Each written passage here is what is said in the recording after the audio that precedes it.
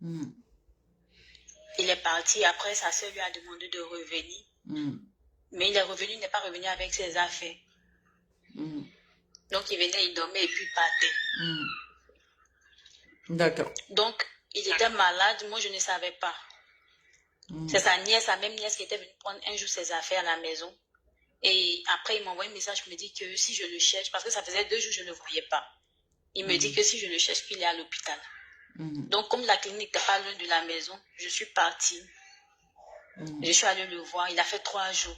Le jour où on devrait le libérer, je lui demande qu'est-ce qu'il veut manger. Parce que depuis le discours, il ne mangeait plus ma nourriture, il ne me parlait plus. Mhm. Il ne me parlait plus. Donc, Mhm. j'ai pris sur moi, j'ai fait la cuisine. Il est venu, il n'a pas mangé, il n'a pas touché la nourriture. Donc, le soir, le lendemain, je suis allée au travail. Mhm. Le lendemain, je suis allée au travail. Faut dire que je ne travaillais pas, mais c'est depuis l'histoire, j'ai eu un petit boulot quelque part, donc je me débrouillais là-bas. Il y avait une petite qui suivait mon fils, une petite protégée, qui suivait mon fils lorsque je vais au travail. Donc, D'accord. vu que tout le monde était parti de la maison, D'accord. c'est moi qui suis restée avec la petite à Je, la maison. je vais te poser une question, hein. Oui, Dès que les neveux sont arrivés pour la première fois, votre premier clash, c'était sur quoi? c'était par rapport à sa nièce. Sa nièce a fait quoi? Euh, bon, mon fils était malade un jour. Nous sommes Mhm. allés à l'hôpital. Mhm. Et de là-bas, nous n'avons pas vite fini à l'hôpital. Donc, je devais Mhm. faire la cuisine. Je n'ai pas pu faire la cuisine. Donc, quand je suis revenue, j'ai dit à mon mari, vu qu'on n'est pas vite quitté à l'hôpital, Mhm. je vais faire un petit truc rapide pour qu'on puisse manger. Demain, je vais faire la sauce. Il m'a dit, OK, il n'y a pas de souci. Donc, il y avait des pâtes. Mhm. Il y avait 2 paquets de spaghettis longs et Mhm. puis Mhm. 2 autres modèles de spaghettis. Vu Qu'est-ce que nous qui sommes s'est... un peu Dis nombreux, nous allons rapidement, avec le qu'est-ce qui paquet, s'est n'allait pas passé suffire. réellement? Qu'est-ce qui s'est passé réellement? Voilà. Elle m'a demandé pourquoi moi je lui ai pas donné les 2 spaghettis, Mhm. les pâtes qui étaient longues, alors que moi je l'avais juste fait ça pour mon mari, vu que ça ne suffisait pas. Mhm. Mais c'était la même pâte et la même Mhm. sauce. Mhm. Seulement que c'était les pâtes qui différaient, Mhm. qui faisaient la différence. Mais elle Mhm. s'est plainte pourquoi je ne lui ai pas servi. Je lui ai dit non, que j'ai fait ça juste pour ton oncle Mhm. et que l'autre c'était pour vous. Ah, tu as même Donc elle répondu. s'était fâchée. D'accord. Si tu as compris, en Voilà. fait, est-ce que tu as compris ta part de responsabilité dans ça? Est-ce que tu sais? Non, ma coach. C'est le fait que tu n'as pas d'autorité dans ton propre foyer. Dans son foyer, on ne s'explique pas aux autres. Dans son foyer, on n'attend pas les autres pour être la maîtresse de sa maison. Dans son foyer, on ne se plaint pas. On passe à l'action. On t'envoyait 3 personnes dans ta maison presque de même âge que toi. La première des choses, il fallait d'abord sécuriser. C'est-à-dire que il fallait d'abord maîtriser ton environnement. Et ton environnement, c'était quoi? Il fallait juste chercher quelqu'un qui pouvait t'aider. Et rappeler à ces personnes que tu n'avais pas trop besoin d'elles. Et avoir une attitude très rassurante, une attitude mature, un certain équilibre, jusqu'au point de laisser les autres être obligés de t'accorder le respect qu'il faut. Donc, du coup, tu as manqué de maturité, tu as manqué d'autorité. Même si aujourd'hui ton mari devait te déposer, tous ces enfants-là, y compris ton mari, devaient comprendre qu'ils ont affaire à une femme mature. Parce que moi, je ne peux pas venir préparer dans ma maison et qu'on me demande des comptes sur le repas que j'ai déposé. Non, c'est pas possible. Tu as laissé la porte ouverte. C'est pas bon. Et après, tout sera utilisé contre toi. On trouvera que tu te plains trop. On trouvera que tu es méchante. On trouvera que tu n'aimes pas l'homme. On trouvera que tu es suffisante. Non, c'est comme tout à l'heure, tu me dis, oui, elle voulait faire ses omelettes sur mon gaz. J'ai descendu ses omelettes. Mais pourquoi tu rentres dans des bassesses comme ça? Non, tu as 27 ans, mais tu es parti te marier comme une petite fille et on t'a traité comme une gamine. On t'a traité comme une gamine. Ton mari a besoin d'une épouse. Une épouse, c'est qui? Une épouse, c'est celle-là qui peut décider. Quand son mari décide, elle accompagne. Quand il n'est pas là, elle assure. Mais non seulement tu n'as pas accompagné, tu n'as pas assuré, ma chérie. Non. Moi, tu me donnes de l'argent. Sachant qu'il y a des monde, ça n'a pas suffi. Mais l'argent est fini. Moi, je fais asseoir tout le monde. Il n'y a plus d'argent. Si tu en as que toi-même tu travailles, tu le fais. Mais tu ne sors pas pour aller chercher de l'argent pour venir nourrir tout le monde à la maison, sachant que ton mari a les moyens et il sait qu'il a laissé du monde. Non. Il y a des discussions dans lesquelles on ne rentre pas. J'ai pris mon gaz. Quelqu'un a envie de faire ses œufs, ben qu'il aille faire ses œufs. Moi, ça ne me dérange pas. Tu montres que tu es la maîtresse de maison et qu'on ne peut pas te déstabiliser par une attitude ou par des paroles. C'est ça la maturité. Quand je dis aux parents, préparez les filles au mariage. C'est tout ça en fait. On ne vient pas dans un mariage croyant qu'on va trouver un homme et puis sa femme. Vous êtes seul dans la maison avec vos enfants, faites ce que vous voulez. Si vous tombez sur une personne qui est une personne de famille, qui est une personne qui est attachée à sa famille, qui est sociable à sa famille, risque de te bourrer de toute sa famille. Mais quand la famille arrive, la famille sait que notre limite là, c'est là. Oui. Mais tu n'avais pas compris cela? Jusqu'au point, on utilise tout contre toi. Et maintenant qu'on prend des décisions, tu veux poser des actions négatives vis-à-vis de ta vie. Et pourquoi? Et pourquoi? Parce que tu penses que ton bonheur, il y a quelqu'un qui a le droit, voilà, il y a quelqu'un qui doit décider si tu dois être heureuse, il y a quelqu'un qui doit décider si tu dois vivre, il y a quelqu'un qui doit décider si tu dois rire, et il y a quelqu'un qui doit décider si tu dois passer de l'autre côté. Mais qu'est-ce qui ne va pas chez vous? Pourquoi vous limitez votre vie à partir de d'autres mains? Pourquoi vous limitez votre vie à des personnes qui ne savent même pas encore ce qu'elles veulent?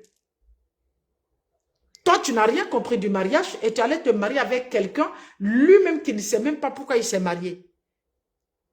Qui ne sait pas qu'une épouse, ça se protège. Une épouse, on l'aime. Une épouse, on l'accompagne, voilà, à assurer sa responsabilité à la maison. Il y a problème. Il y a problème. Jusqu'au point où on te soulève comme ça, comme un colis pour te déposer chez tes parents, comme si tu n'existais pas, comme si ton avis ne comptait pas, comme si ton ressenti ne comptait pas, comme si tes émotions ne comptaient pas. Tu ne peux pas gérer sa famille, tu dégages. Voilà ce qu'on t'a appris, que tu n'es rien, tu n'es pas une priorité. Et pour cela, toi, tu veux décider de faire des choses, voilà, pour te faire du mal, pour disparaître de cette terre. Mais la vie continue sans toi, ma chérie. Tu m'arrêtes ça tout de suite, ok? Faut couper, coupez-moi cet appel. Oui, je serai obligé de te faire descendre là.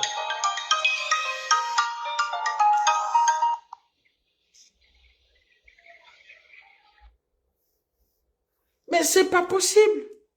6 mois de mariage et un divorce inutile. Un divorce qui n'a pas de sens. Parce que tout simplement, il y a eu un mariage qui n'a pas de sens. Mais comment peux-tu marier une femme de moins de 30 ans et tu viens la superposer de tes neveux et nièces qui ont le même âge qu'elle, en train de rivaliser avec elle dans la même maison, en train de l'affronter, en train de l'empêcher de respirer. Et elle qui n'a pas compris la gestion humaine, puisqu'on ne lui a pas appris en rentrant, elle met un bouclier tout de suite. Donc du coup, il y a un clash qui ne finit pas. C'est-à-dire qu'elle n'a même pas le temps de faire son mariage. Elle doit faire des règlements de compte d'abord, avant de penser à son mariage. Mais qu'est-ce qui ne va pas?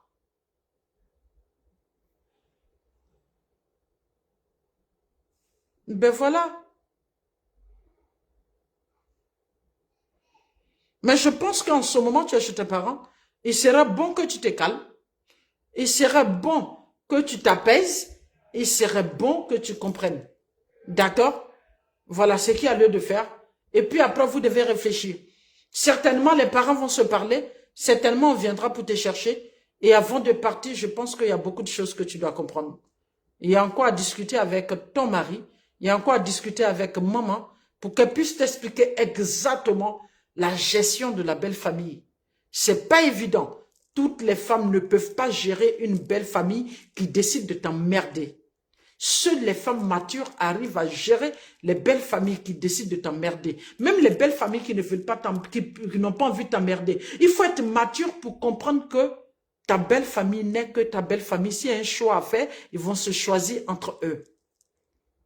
Et c'est dommage.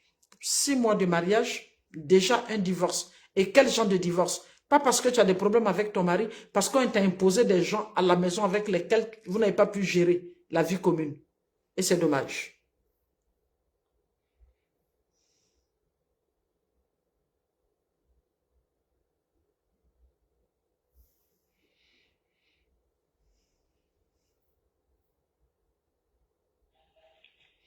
Grâce divine? Bonsoir ma coach. Bonsoir, Grâce, tu vas bien? Oui, ça va, ça va. D'accord. Je monte aujourd'hui parce que voilà, je ressens le besoin de me libérer par rapport à ce que j'ai vécu. On va aller vite, Si vite. vous, Oui, allons-y, vite, vite. si Ouais. vous me permettez, d'accord. Mhm. En fait, moi, mon vécu là, ma vie a chamboulé depuis février dernier. J'étais en couple avec un homme amour à distance. On a eu un petit garçon. 3 ans. L'enfant, il a aujourd'hui. Hein. Mais pendant que j'étais enceinte, tout ça, franchement, c'était pas facile pour moi. J'ai vécu le calvaire même. Il était en Europe là-bas et puis il me disait tout le temps qu'il n'avait pas d'argent, que c'est chaud. Quand il finit de louer la maison, on n'arrive pas à manger, moi et puis le bébé. C'est ma maman qui va au marché, prendre les choses avec des gens là-bas pour venir nous nourrir, nous. Et quand on l'appelle, il dit c'est chaud, on n'a pas. Il cherche chaud. Je suis restée dans. J'ai fait des je cherche là jusqu'à. Il n'a plus payé notre maison, jusqu'à.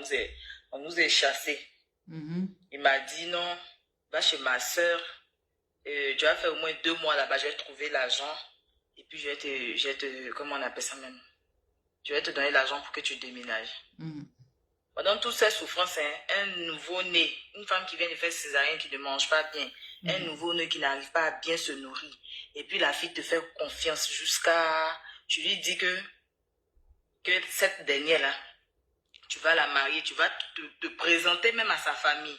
Et sa famille, comme on le dit chez nous, la cococo, sa famille te donne la main de leur fille, et toi, tu fais aller-retour, comme on dit, amour à distance. Moi, je lui ai tellement fait confiance. À ma grande surprise, le 22 février, j'apprends qu'il est venu à Abidjan, il s'est venu se marier. Il est venu se marier légalement. Et c'est pas un petit mariage. Hein. Un grand mariage. J'étais si TikTok comme ça. Je défile et je vois sa photo. Il dit, c'est son jumeau ou bien. Je vois sa photo avec une fille. Hey, ma coach. Folie. Folie a failli me prendre. J'ai dit, est-ce que c'est lui? Ma maman dit, donne mon portable. Elle dit, maman, attends. Yeah, il ne peut pas me dire ça. Il ne peut pas me dire ça, mais il faut donner le téléphone là. Elle m'a arraché le téléphone. Je suis allée chez une de mes voisines. J'ai pris le téléphone, j'ai tapé. Ça sort, c'est son visage, je vois. Ils se sont mariés, il est venu. Ils sont venus ensemble, hein, parce qu'on dit la fille, elle est là-bas. Les gens jouent avec les sentiments des gens. Ils sont venus ensemble ici. Ils se sont mariés. Et puis moi, j'ai fait semblant de l'appeler parce que maman dit, appelle-le et dis-lui que tu veux voir, comment on appelle ça, mais que l'enfant veut le voir, tout ça. Essaye comme ça, ne fais pas de bruit. J'ai dit d'accord, j'ai pas fait de bruit. En ce temps-là même, tout était devenu sombre autour de moi. Vu tout ce qu'il m'a fait vivre, le calvaire, la souffrance, et puis souvent il m'appelle, me dit non, que vraiment c'est chaud de prier pour lui. La conne que je suis, je vais à l'église, il a fait des jeûnes pour lui. Oh, franchement. Et la situation en ce moment, qu'est-ce qu'il prévoit en ce moment? Il nous a bloqués. C'est tout. Quand j'ai appris, et puis je lui ai fait face, Son discours, parce que c'est maman qui m'a donné ce conseil. Il dit, si tu mets dans le bruit, mais non, fais pas bruit. Fais tout. Joue ton jeu. Fais d'une manière douce. Cherche à le voir. Hein? Quand tu vas le voir, là, tu vas avec ton enfant. Sa famille que tu connais, là. Ils sont allés dire que c'est toi qui veux. Ils sont venus faire ton coco là. Devant tout ce que tu veux les voir. Je suis parti quand j'appelle ses soeurs qui venaient chez moi à la maison matin et soir. Allô, oui, je te rappelle. Ah, d'accord, je te rappelle. Eux tous ils sont au mariage là-bas. Je suis avec mon fils. Dieu sait comment il a souffert mon enfance. Dieu sait. Je dis d'accord. Bon, on va faire un truc. Comme je l'appelle, lui, il ne me décroche pas. J'ai dit que l'enfant est malade, l'enfant est gravement malade, qu'il y a une de mes amies qui t'a vu à Abidjan ici. Il me dit, l'enfant a quoi? C'est là que je l'ai pêché. Il dit, l'enfant a quoi? Il dit, l'enfant est très malade, que viens, tu vas nous trouver à la PMI de la Palmeraie, s'il te plaît. Pardon. Il est venu la nuit, là. Quand il est venu comme ça, il dit, papa, il dit, où est celui-là, là? Tu ne veux plus de moi, il n'y a pas de problème. Mais l'enfant, là, ça fait 7 mois que tu n'envoies pas l'argent. 7 mois que tu n'envoies pas l'argent pour que l'enfant s'occupe de l'enfant. C'est pourquoi le mariage que je viens de voir, c'est toi quand même, non? Il dit qu'il t'a dit ça. Tu écoutes les gens. Bon. En flagrant du délit. Ok. Dis-moi, ma chérie, quelle est la leçon que tu as prise dans cette affaire? La leçon de vie que tu as prise, c'est quoi? La leçon de vie que j'ai appris dans cette affaire, c'est que, franchement, je ne sais pas pour les autres, hein, c'est ce que moi je vis, c'est que je ne peux plus faire confiance à 100%. Ça, d'abord, c'est un. Actuellement, et puis de deux, on considère que la vie est à reprendre, tu n'as pas fait d'enfant, tu rencontres un homme. Quelles sont les dispositions que tu prendrais? À travailler, avoir sorti de moi-même, avoir moi-même mes propres revenus, ne plus jamais dépendre de quelqu'un, pour ne plus souffrir énormément. Parce que cette souffrance-là, j'en parle parce que je veux mettre un peu la comédie dedans, mais Dieu seul sait ce que j'ai vécu. Je sais. Dieu seul sait. Donc, je je crois que tu as compris maintenant. Et quelles sont les dispositions que tu viens de prendre? J'espère que tu n'es pas en train de courir après lui. Non, quand ça s'est passé, et puis il a bloqué, il a mis dans les histoires pour dire non, moi je ne le respecte pas, j'écoute les gens, et puis il a bloqué. Donc, jusqu'à aujourd'hui, on n'a pas de ces nouvelles. L'enfant, il demande après son papa. D'accord. Maman, il faut appeler papa, je ne sais pas. D'accord. Je ne peux pas l'appeler parce que voilà. Voilà, tu ne peux même pas le joindre. Quand je vous dis, mariez-vous d'abord avant d'offrir ce genre de bonheur comme de beaux enfants que vous avez à des hommes, c'est ça. Apprenez vous-même à vous vendre cher. Le prix auquel vous vous vendez, c'est au prix là qu'on vous achète cash. Et puis vous tous qui êtes actuellement en ligne, vous tous qui êtes en ce moment connectés, ça fait 1200 personnes connectées sur TikTok et l'autre côté près de 100 personnes. Vous devez comprendre quelque chose. Au jour d'aujourd'hui, les gens ne font que ce qu'ils ont envie de faire. Les gens, ils s'en foutent de savoir qu'est-ce qu'ils peuvent vous créer comme souci lorsqu'ils ont envie de poser une action. Et la nouvelle génération, surtout les jeunes gens d'aujourd'hui, ils sont dans l'opportunisme. Ils ne tapent là où ils se sentent bien. Et ils n'ont pas d'état d'âme à sacrifier tout ce qui est autour lorsqu'ils savent qu'en jetant leur appât et que la personne qui est devant peut les permettre, surtout ceux qui sont en Europe, peut les permettre soit d'avoir un papier, une maison, bien quoi que ce soit. Ils sont prêts à tout sacrifier, sauf quelques